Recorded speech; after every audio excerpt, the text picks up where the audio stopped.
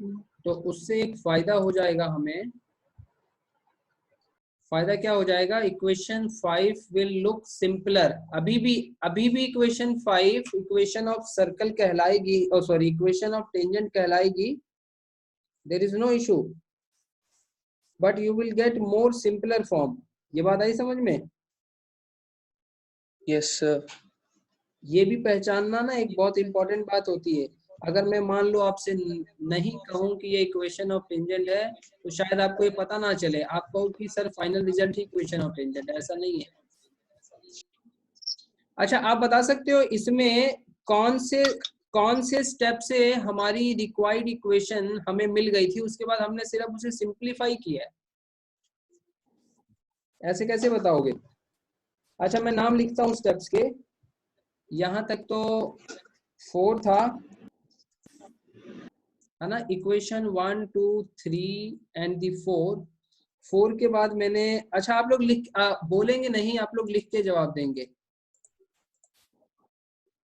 तो उससे पता चल जाएगा ना सभी का, किन किन को पता चल रहा है। सो इक्वेशन 4 तक मैंने मार्क कर दिया है। उसके बाद मैं नाम दे रहा हूं और आपको वो पर्टिकुलर इक्वेशन बतानी है जहां से हमें मिलना शुरू हो गया था। वहां से हम कह सकते हैं कि ये 4a 4b 5। बताओ इस ओवरऑल में कौन सी इक्वेशन से हमें इक्वेशन ऑफ टेंजेंट मिलना शुरू हो गया, उसके बाद हमने सिर्फ उसे सिंपलीफाई करने के स्टेप्स हमने लगाए हैं। Right the name of the equation.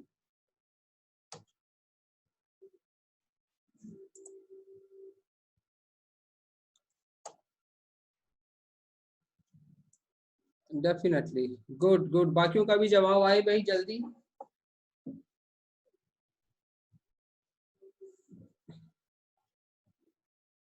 वेदिता equation 2, okay, एक जवाब ये भी इंटरेस्टिंग है, इक्वेशन 2। डेफिनेटली इक्वेशन 2 को भी आप कह सकते हो इक्वेशन ऑफ टेंजेंट, बट उसमें अभी m क्या है बेटा Vedita, m is unknown here right now, agree? so the complete equation which is known to us, completely known है, उसमें कोई वेरिएबल नहीं है, मतलब वेरिएबल इन द सेंस कि इक्वेशन ऑफ टेंजेंट कहने के लिए कोई उसमें वेरिएबल नहीं है, तो वो वाली इक्वेशन का नाम आप बताएंगे मुझे। तो काफी सारे जवाब आ रहे हैं।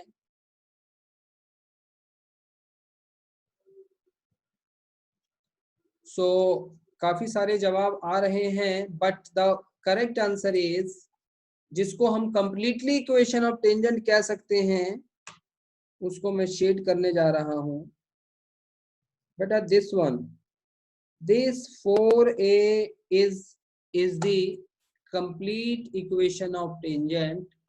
4a के बाद अगर हम 4b पे गए हैं और 5 तक गए हैं, तो ये सिंप्लीफिकेशन स्टेप्स हैं। रिमेंबर, सिंप्लीफिकेशन, एक्सप्रेशन को सिंप्लीफाई करने के लिए ये स्टेप लगाया है। तो आपको आपकी समझ के अंदर ये होना बहुत जरूरी है कि हर स्टेप का क्या मीनिंग है। जब भी आप सब्जेक्ट को करें, कोई भी सब्जेक्ट को पढ़ें, खासकर फिजिक्स केमिस्ट्री मैथमेटिक्स, ठीक है, तो उनमें ज्यादातर इस तरीके की चीजें इन्वॉल्व होती हैं, स्टेप्स लगते हैं। तो हर स्टेप आपको क्लियर होना चाहिए कि ये स्टेप किस लिए लगाया जा रहा है, सिंप्लीफिकेशन के लिए लगाया जा रहा है, या कोई रिक्वायर्ड, मतलब अभी तक वो रिक्वायर्ड हमारी पूरी नहीं हुई है रिक्वायरमेंट इस क्वेश्चन की, उसलिए लगा रहे हैं। तो अगर आप इसके साथ, इस क्लैरिटी के साथ चलेंगे तो बेटा ज्यादा अच्छा आपको समझ में आएगा और दिमाग में ज्यादा रिटेन होगा और टेस्ट में ज्यादा अच्छा परफॉर्म करोगे। Okay, agree? Agree all of you?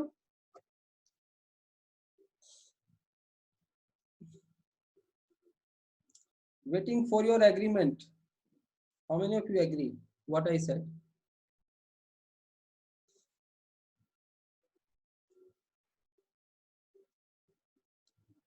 ठीक है, तो इसका ध्यान रखेंगे। अब उसी कैटेगरी में अभी भी हम 5 से आगे भी हम सिंप्लीफिकेशन का ही स्टेप लगाने जा रहे हैं, ताकि ये इक्वेशन और सिंप्लीफाइड दिख सके।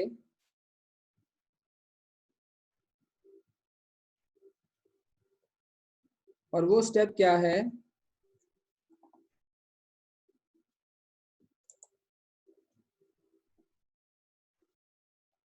वो स्टेप क्या है? As given equation,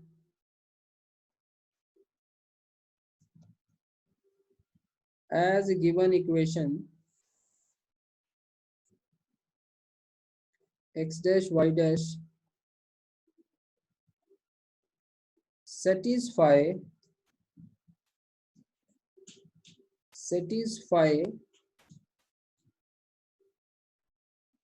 circle equation, therefore ये जो सर्कल इक्वेशन है आपकी,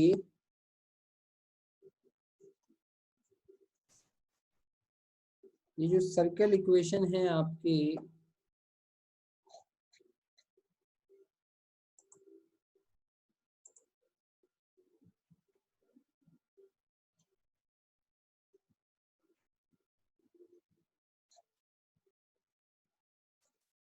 उसको हम लिख सकते हैं एक्स डैश स्क्वायर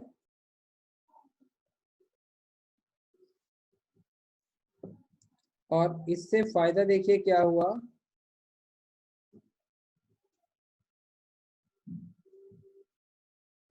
पता नहीं ये लाइनें बेटा क्यों आ रही है, I don't know why it is coming.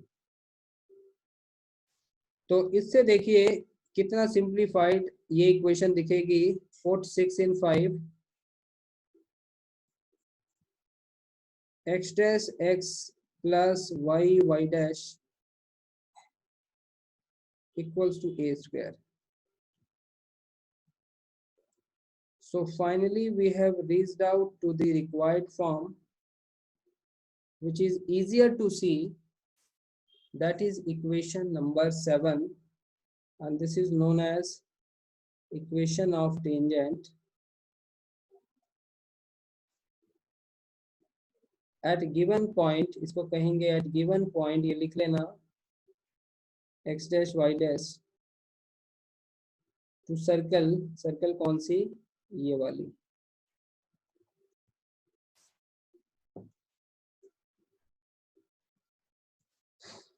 ठीक है,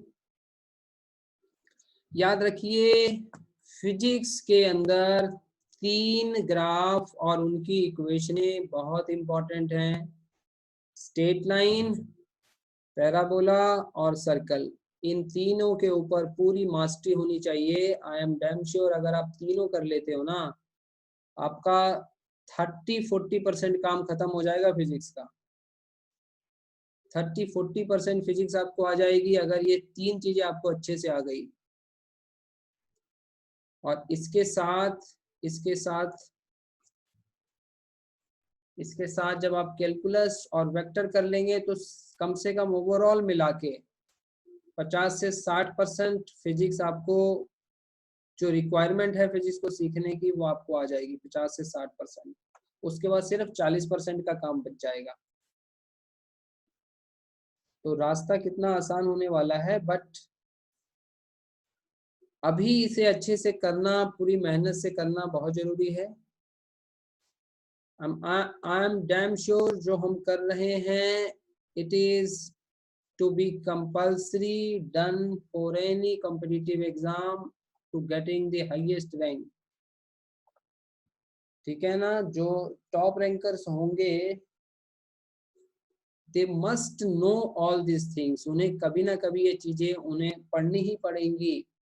और ज्यादातर में से मेजॉरिटी वो कब पढ़ेंगे इन चीजों को, जब वो 10th पास आउट कर लेते हैं। मेजॉरिटी तभी पढ़ते हैं। 1% बच्चा है जो शायद 10th में या 9th में इन चीजों को वो जान ले। तो उस 1% या उससे भी कम, तो ऐसे बच्चों को छोड़ो। ज्यादातर बच्चे 99% बच्चे, यही पीरियड है इसे सीखने का, सबसे सही पीरियड तो यही हम कहेंगे सीखने का। ओके एवरीवन, तो ये कंप्लीट हो गया। एक बार ये आ जाए, फिर एक लास्ट टॉपिक बचा है हमारा सर्कल में से, उसको करेंगे, उसके बाद सर्कल का पोर्शन खत्म हो जाएगा। डिटेल में करने वाली चीजें तीन ही थी, स्ट्रेट लाइन, पैराबोला और सर्कल। बाकी चीजें इतनी लंबी नहीं है, सिर्फ उनकी इक्वेशन और उनकी शेप कैसी होती है, ये दो बातें हमें सिर्फ जाननी होंगी आगे जो फंक्शन आएंगे। ठीक है, डिटेल में आपने देखा स्ट्रेट लाइन, पैराबोला और सर्कल बहुत डिटेल में जाता है। क्यों? क्योंकि इन तीनों का लिंक सीधा सीधा फिजिक्स के अंदर डायरेक्टली है, बहुत ज्यादा लिंक है। Okay, understood everyone? So give the full weightage in the coming test. आज थर्सडे हो चुका है, 21 मई। You have a coming Monday, you have a test, very very important test. आपके मार्क्स, आपका रैंक बहुत मैटर करेगा इस टेस्ट में। सो अपनी पूरी तैयारी के साथ टेस्ट को दीजिए और कोई एक्सक्यूज मुझे नहीं सुनने को मिले।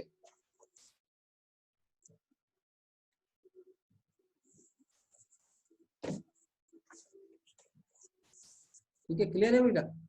ओके, अब ये यहाँ आ चुका है तो ये कंप्लीट हुआ। We are going to the next topic.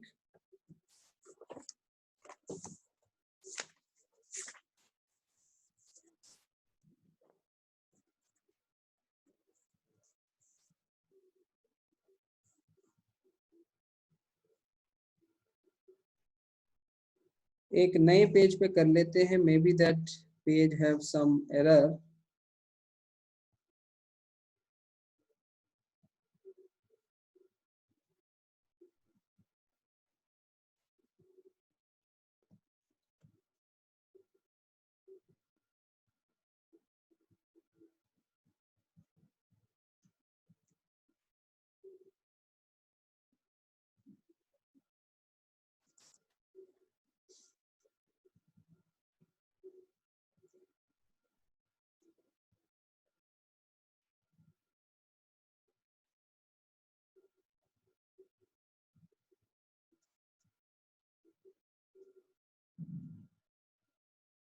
So normal at any, इसके अंदर भी यही हो रहा है।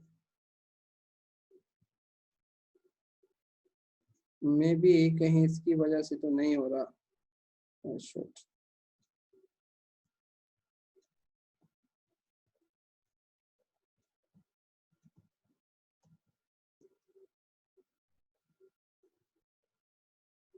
ये भी करके देख लेते हैं। So normal at any point, नहीं वो भी नहीं है। Show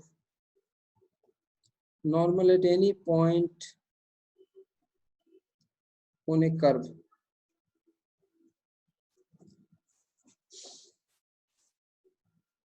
very very important topic.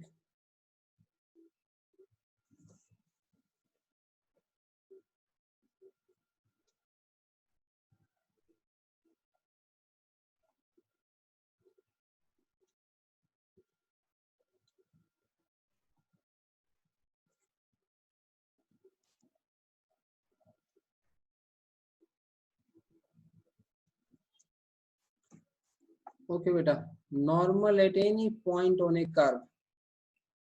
किसी ने पहले से सुना है ये नॉर्मल किसको कहते हैं? Raise your hand.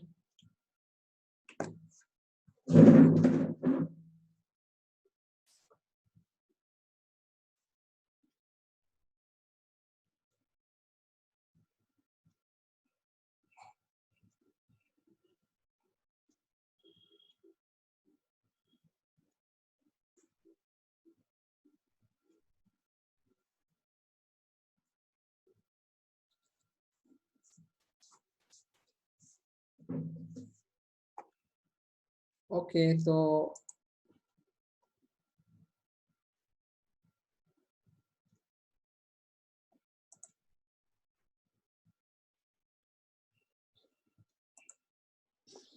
भावे क्या होता है?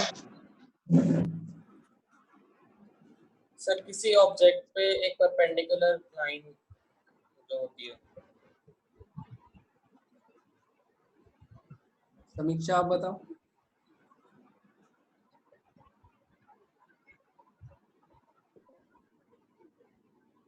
समीक्षा सर म्यूट है। अनमोल आप बताओ। Sir perpendicular. परपेंडिकुलर, चलिए इसकी डेफिनेशन लिखिए। सर मैं हाँ चलिए बताओ। बताओ बताओ रूपाली। सर जो ये कर्व का जहाँ पॉइंट है उससे जो टेंजेंट हम ड्रॉ करेंगे उसका परपेंडिकुलर। तो कहाँ से मालूम आपको ये भी सोर्स भी बताओ। सर पता था। कहाँ से पता था? सर ये आपने जो पॉइंट्स लिखे थे वो मैंने परसों और आगे पढ़ रही थी, उसी में आया होगा, पता नहीं मैंने, लेकिन पता था। अच्छा, मेरे नोट से ही पढ़ा है? नहीं आपके नोट्स से नहीं, आपने नोट्स में आगे करवाया था ना कि आगे ये करेंगे, तो उस पे मैंने थोड़ा थोड़ा सब में पढ़ा। अभी मैंने कैलकुलस थोड़ा पढ़ा, कुछ समझ ही नहीं आया। वो ऊपर कैल से चला गया, इतना हार्ड वर्ड वो से लिखा था। कैलकुलस है। वो खुद से नहीं आ सकता, समझे? हाँ यस सर। चलिए, डेफिनेशन ऑफ नॉर्मल क्या है देखते हैं। देखो, डेफिनेशन की बहुत इंपॉर्टेंस है सब्जेक्ट के अंदर। डेफिनेशन के हर वर्ड को आप समझिए एकदम ध्यान से और दिमाग में उसको उतार लीजिए, उसके मीनिंग को। So it is a straight line, it is a straight line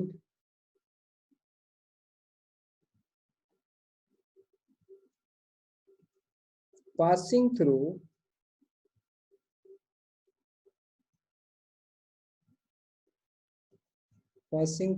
given point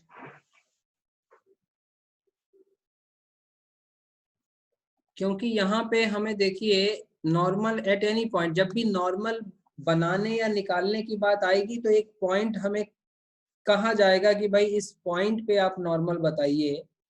तो इसलिए पॉइंट को आप क्या मानेंगे? नोन मानेंगे। Okay, this point should be known to you. So it is a straight line passing through given point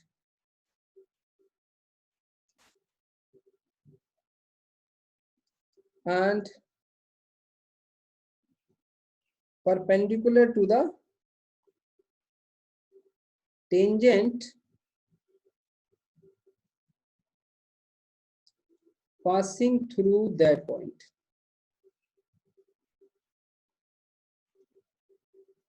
So how many of you understood this definition by yourself? Raise your hand.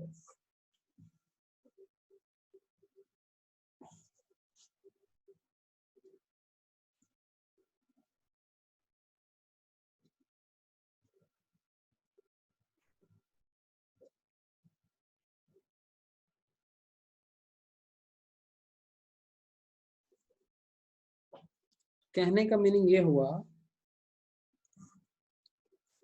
that is if I explain this you with the diagram.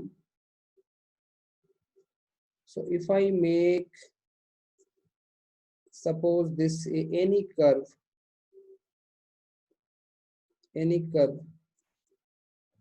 और इस curve का कहीं ना कहीं centre होगा तो इसका radius भी होगा, और रेडियस तो हमने रेडियस वहीं से बनाया जिस पॉइंट पे हम क्या चाहते हैं, नॉर्मल को देखना। तो सबसे पहले we required to have a tangent passing through that point, तो उस टेंजेंट को हम बना लेंगे। पहला स्टेप है। So I am making a tangent,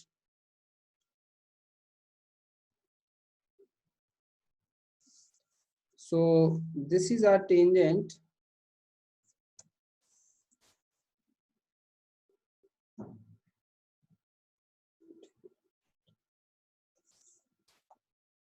ठीक है, टेंजेंट हो गया।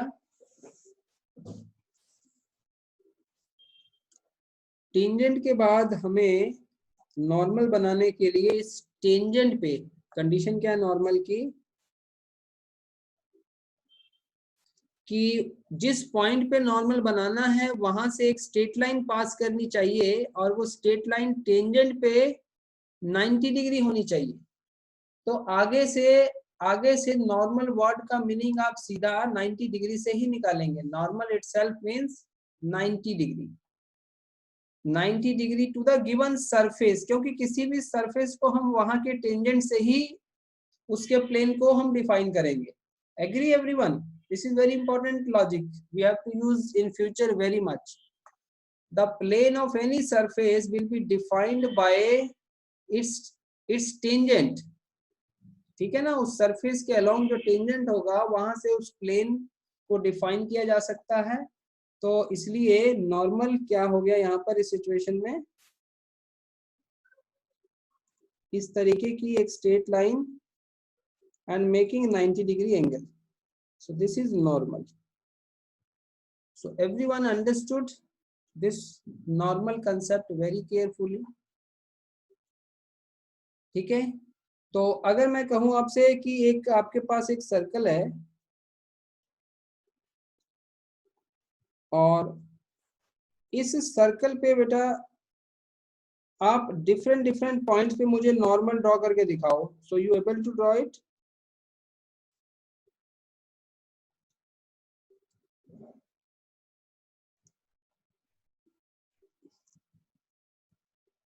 So make normal at all the points I have shown over this circle.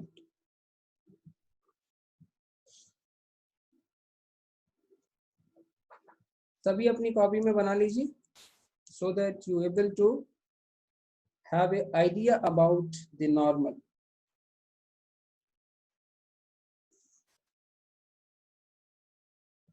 It's a tangent and this is the normal.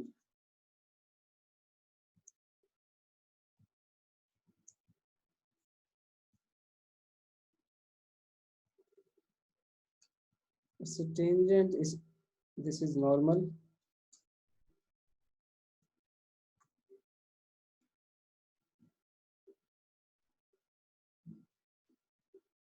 Tangent को टी लिख देते हैं।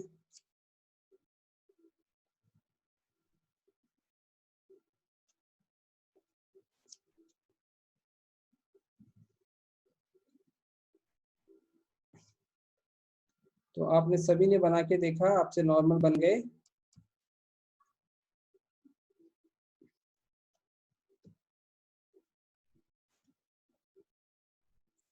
And everywhere you also mention this 90 degree angle.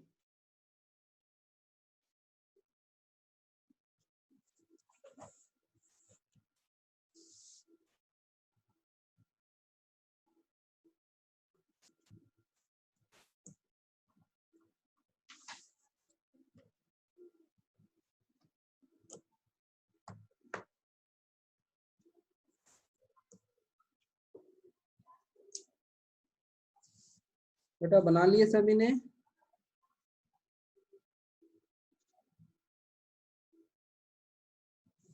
Okay, अब हम आते हैं equation of normal पे।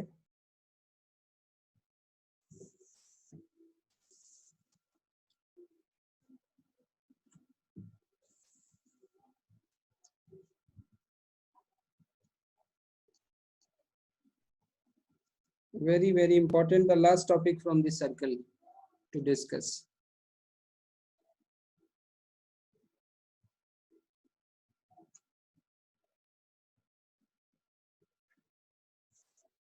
Find equation of normal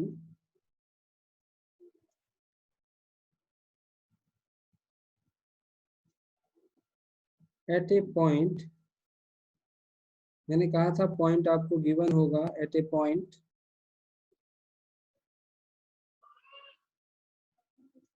on the circle x square plus y square equals to a square. So I'm just giving you 1 to 2 minute time quickly. Mostly I'm giving you 1 minute time to think for the oral steps.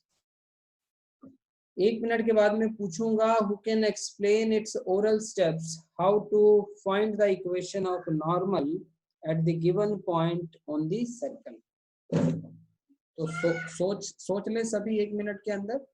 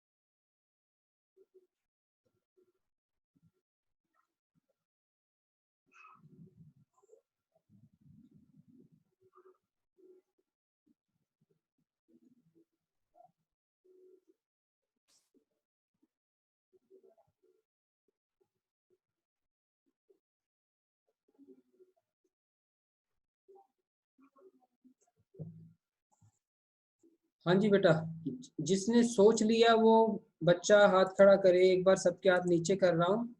Now anyone who knows how we able to find this equation of normal, तो अपने हाथ को खड़े करिए.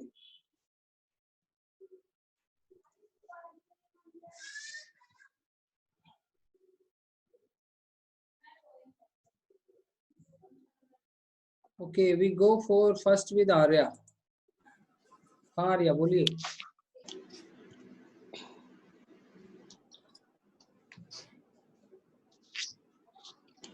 बेटा समय कम है इसलिए जल्दी आप इसको ट्राई करना बोलने के लिए. वागेश.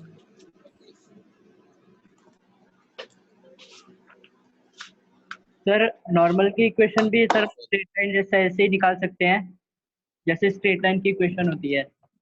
हाँ ओके. सर उसमें एक कोई भी कोऑर्डिनेट लेंगे पॉइंट सर्कल पे, और उसका अगर हम सेंटर अगर ओरिजिन पे लेते हैं तो सर उसकी इक्वेशन बन जाएगी y2 minus y1 is equal to y2 minus y1 by x2 minus x1 into. Shortcut में बताओ कि ये इक्वेशन बना लेंगे और इससे ये हो जाएगा. इस तरीके से बताओ. सर जैसे हम स्ट्रेट लाइन की इक्वेशन लिखते हैं उसी के वैसे हम सिंपली बना देंगे. चलो ठीक है बेटा. ओके, गो फॉर समीक्षा.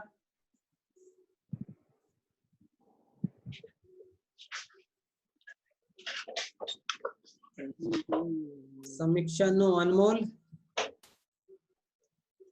सर हमारे पास टेंजेंट की इक्वेशन तो थी सर पहले. सर उससे हम वो 90 डिग्री पे है नॉर्मल, तो हम m1 into m2 equal to -1 करके सर उसकी स्लोप फाइंड कर लेंगे. एक पॉइंट हमारे पास है x डैश y डैश, उससे हमारे पास इक्वेशन आ जाएगी. Rupali your turn.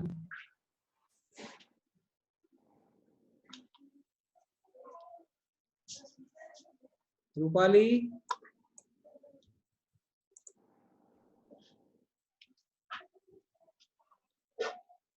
Yes sir.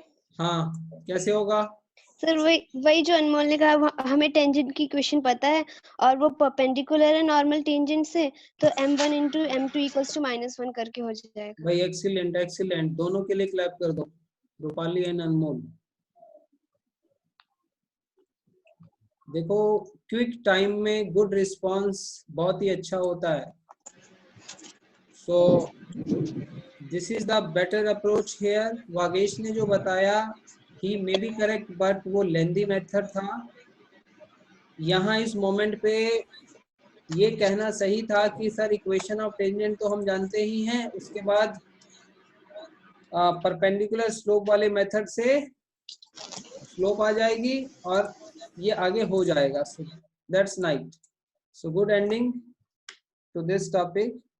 Just मैं बता देता हूँ करके आपको.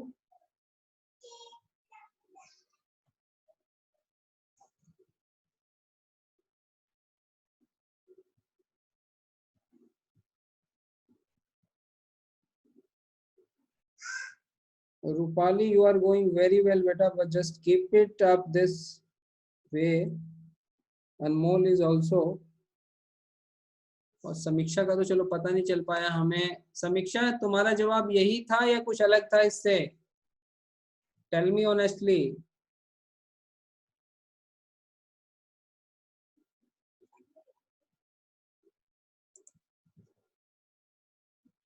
चलो समीक्षा कह रही है same. So Samiksha also deserve clapping.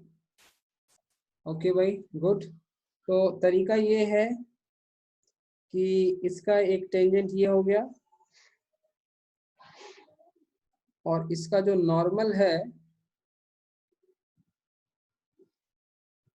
ये नॉर्मल दिखा दिया मैंने यहाँ 90 डिग्री. और ये सर्कल का इक्वेशन आपको दिया हुआ है. इसका मतलब ये रेडियस है और 0,0 ये.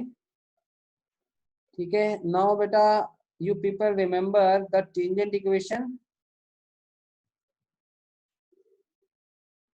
using result of tangent equation passing through which point?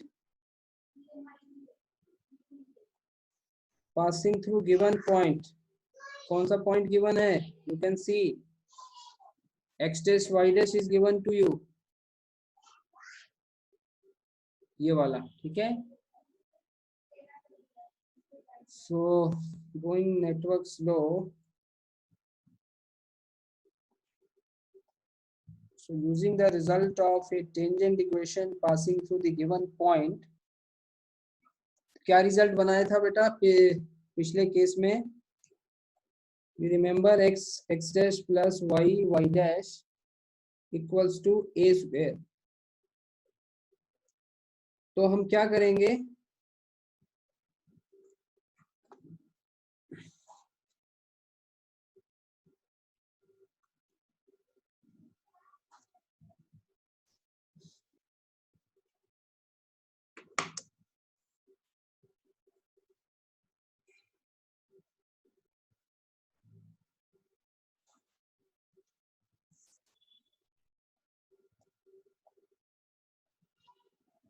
हाँ जी बेटा. अब रिमेम्बर ये जो इक्वेशन है ये एक स्ट्रेट लाइन है ना. How many of you agree this equation 1 is basically a straight line. Tangent भी एक स्ट्रेट लाइन ही तो होता है.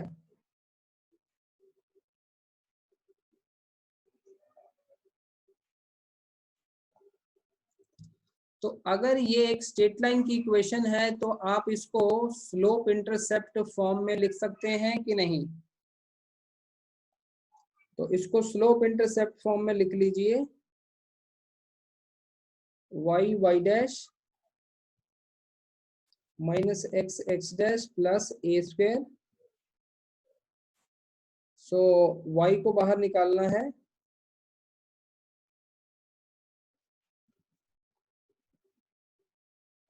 सो x डैश आगे, x पीछे, नीचे y dash plus a square over y dash. How many of you understood up to this?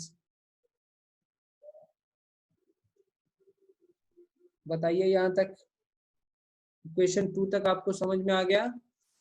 तो देखो फायदा क्या हुआ, हमने इसको स्लोप इंटरसेप्ट फॉर्म दे दी.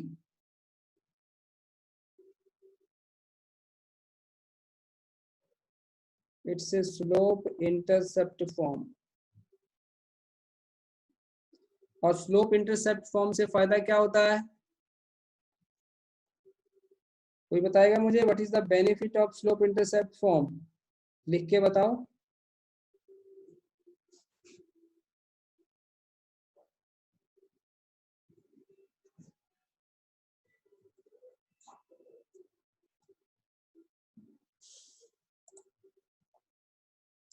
वेरी गुड भाई. we able to get slope from Irshad and Rupali. We get the answer. Vedita also. So by comparing this, we able to get slope as well as intercept. तो main फायदा तो हमें यहाँ से slope का उठाना है. So now anyone tell me what will be the slope of this equation 2? बताओ comparison करके. So what should be the value of m here? Give me fast response. Time is less.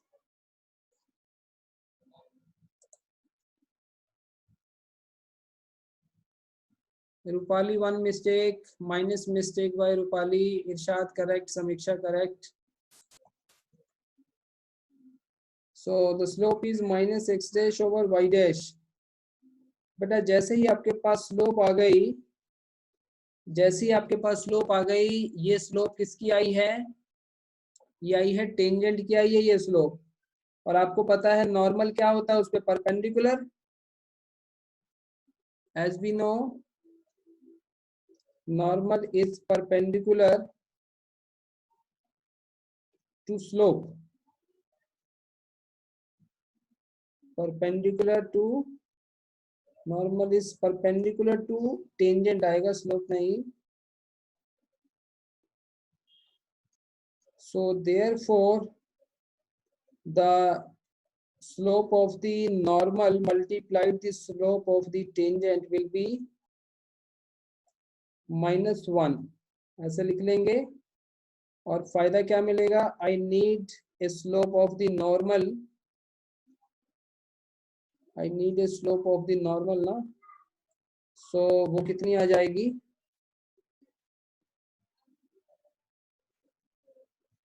वो आ जाएगी, mt को डाल देते हैं, minus x dash over y dash into -1.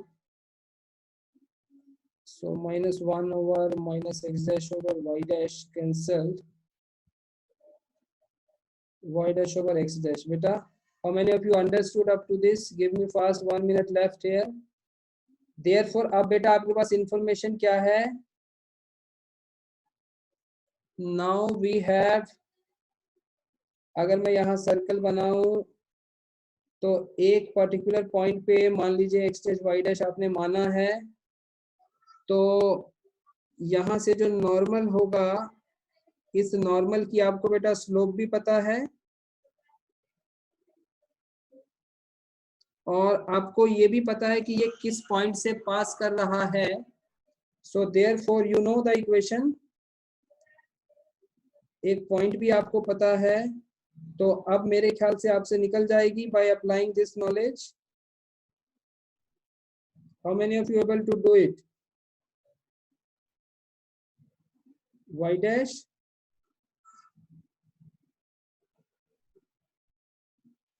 सो यहाँ ये आएगा.